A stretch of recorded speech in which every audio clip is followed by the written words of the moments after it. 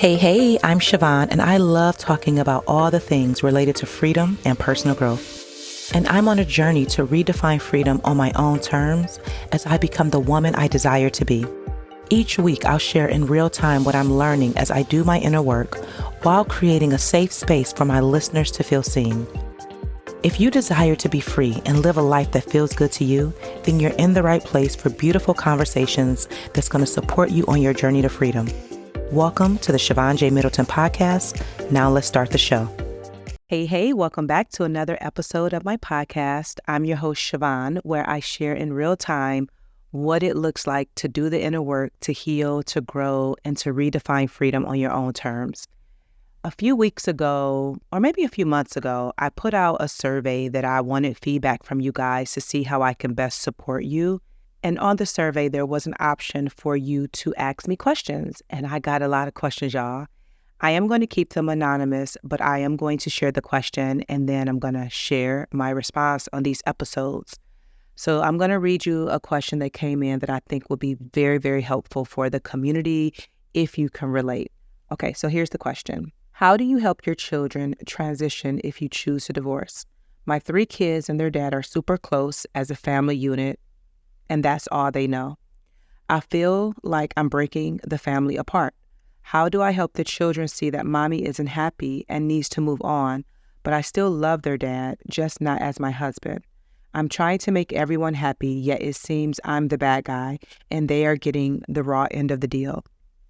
I wanted to answer this question first because I am a newly divorced woman.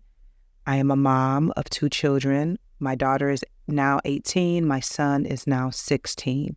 However, at the time when I decided to get a divorce and leave my marriage, my children were 12 and 14.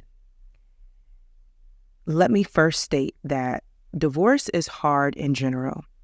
And when you have children, I believe it's even harder because you don't just have to worry about your feelings, but you're worrying about the feelings of your children.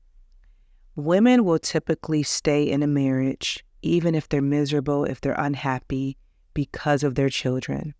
But trust and believe, the kids can already sense that something is off.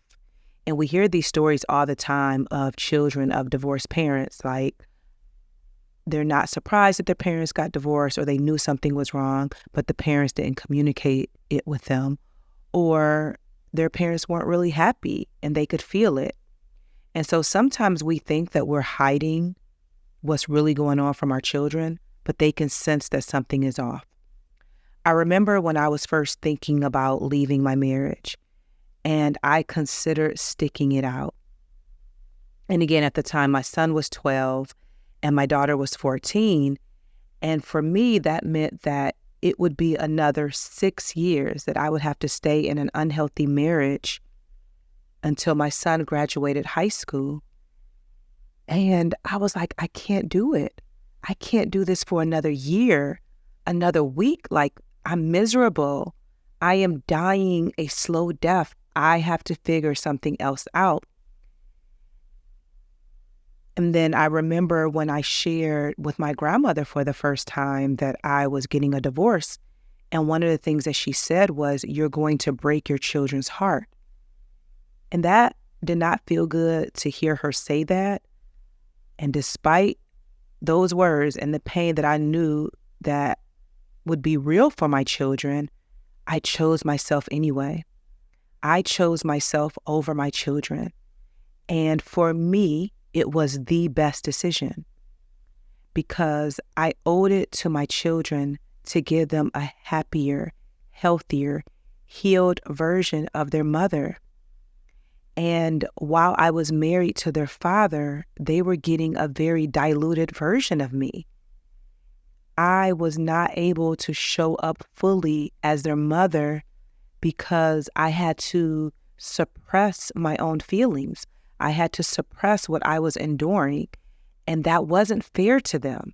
And I'll tell you, I did my best. Like, year after year, I did my very best. However, the best that I was giving wasn't the best that they deserved. And so I had to make a very, very, very, very, very hard choice to break their hearts, to disrupt their normal, to be the bad guy so that I could get to a better place and then they could have the mother that I felt that they deserved. There's this Black woman therapist that I saw on TikTok, and she said that the number one indicator on how children grow up to thrive versus if they actually do is the quality of their mother's happiness. She goes on to say that a depressed, anxious, a mother with PTSD, she's so disconnected from herself and her body that she cannot fully show up to nurture her children, support her children, and be there for her children. And that is so relatable, and I believe that. My children got a good mother. Did they get a great mother? Did they get the best mother? No, because I was too busy trying to manage so many things, and I'm hurting on the inside. And at the time, I didn't know, I didn't have language that I was in an emotionally and mentally abusive marriage. I didn't know that, but they was getting that version of me. And the therapist also said towards the end of the video that a mother will teach you through her actions, not her words. And that is so true, because if you go back and listen to the episode where I interviewed my daughter, she spoke to that very thing. I remember when she told me, "Mommy, you're human again." And what she was saying is that I wasn't so rigid and so calculated, that I was actually living my life and I was happy. And she was experiencing a version of her mom that she never got before. And she even said to me, and she said it on the podcast as well, that she's happy that I got a divorce. What? I couldn't have never imagined that she would say that. But from her experience, she was now getting the mom that she deserved to have, a mom that can nurture, support, love, to be present with her. And she wasn't getting the fullness of me when I'm just trying to figure out how I'm going to survive day to day. I also had to think about, if I stayed in my marriage, what would life be like once my children moved out? And it was just going to be him and I. And I was like, oh, hell no. What were we going to talk about? What were we going to do? Our marriage had become so surface level, and there was no chemistry, there was no spark, there was no connection. And so our lives were wrapped around our children, that once the children moved out, there wasn't going to be a him and I. So it was inevitable that we would be in the place that we're in today. Wives, moms, they stay in marriages to make everyone else happy, and they suffer silently. I hear about this all the time, and I'm not exaggerating. There's not a week that goes by that I'm not having a conversation with the woman about divorce.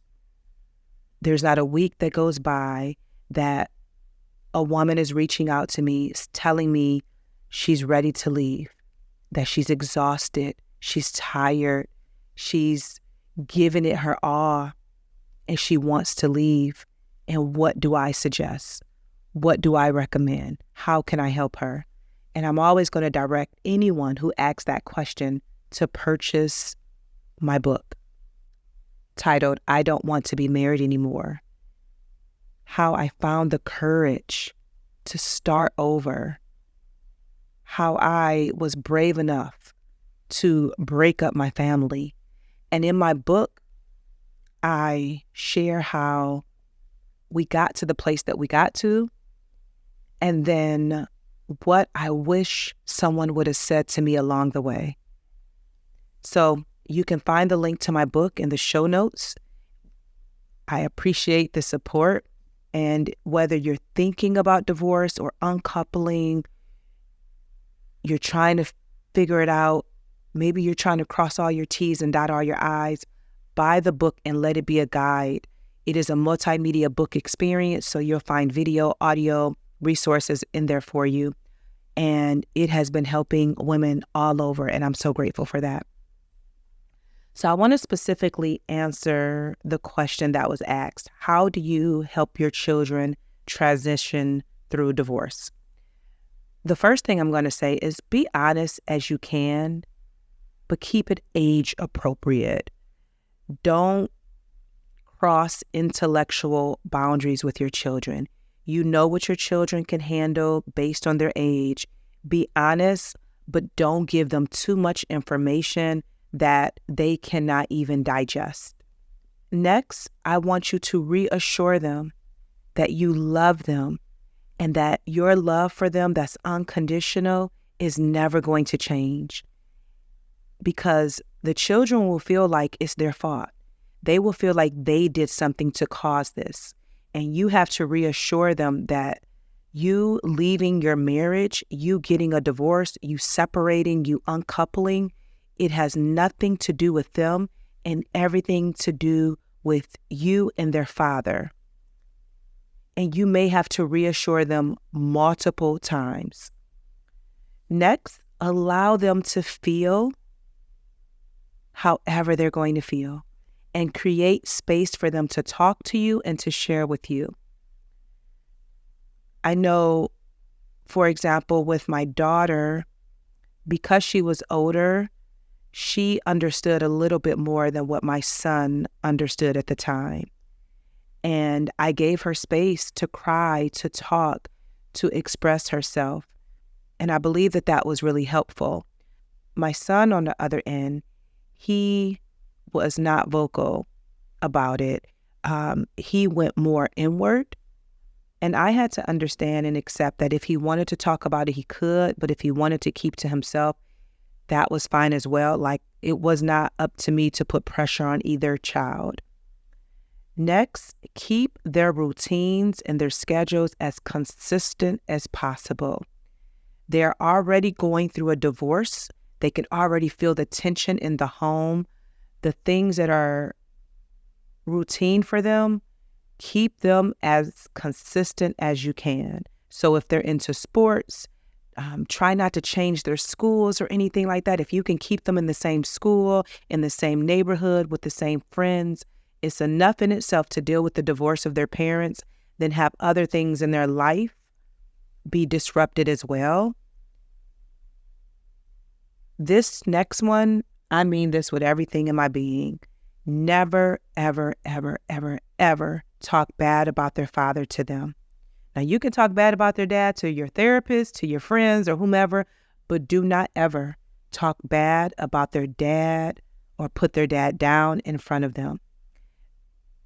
At the end of the day, this is their father.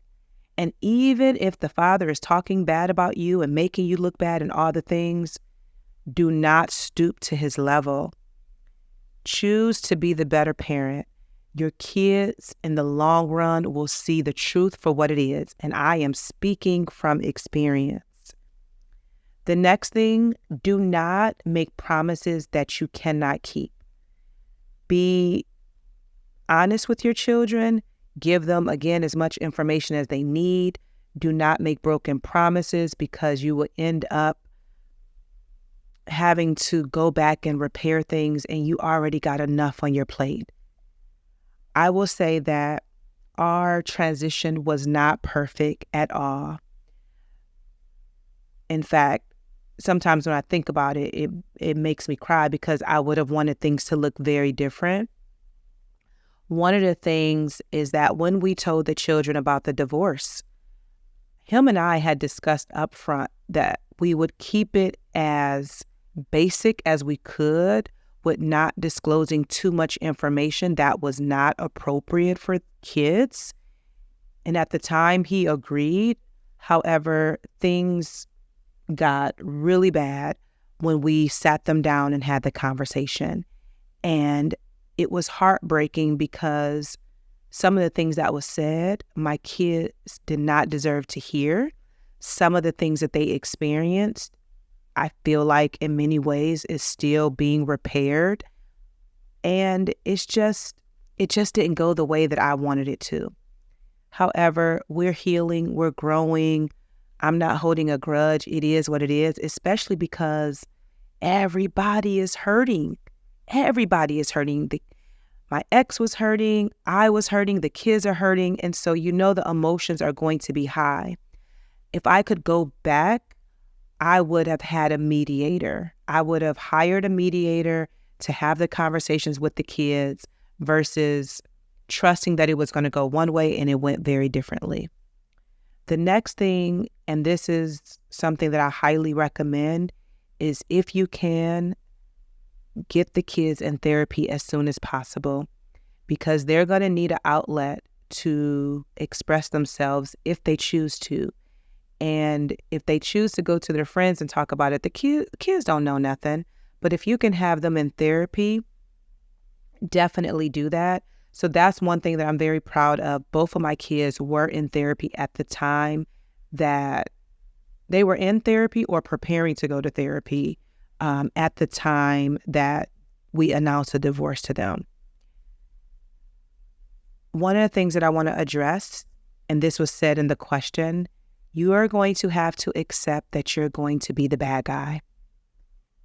You have to accept it. You're the one making this choice. You're the one breaking up the family. Yes, that's what you're doing.